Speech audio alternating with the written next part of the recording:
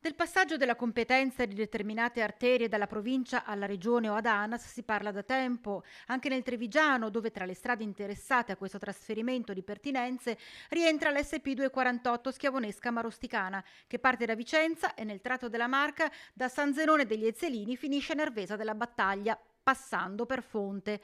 Stiamo parlando di una strada di collegamento trafficatissima che si vede come punto nevralgico in entrata e uscita dalla pedemontana veneta. Tutti conoscono la criticità di quel semaforo di Onè che vede la 248 intersecarsi con le vie Montegrappa verso nord e Castellana verso sud, quest'ultima che porta proprio al casello SPV di Riese.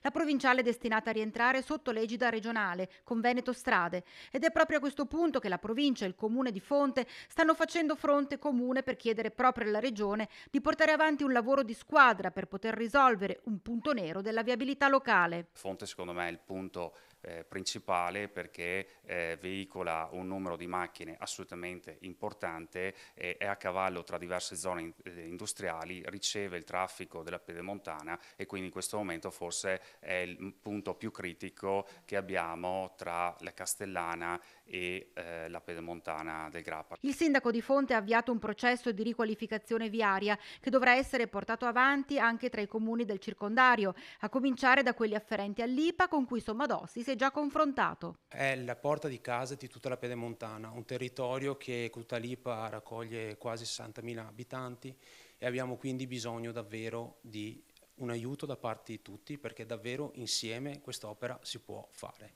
È già stato abbozzato qualcosa?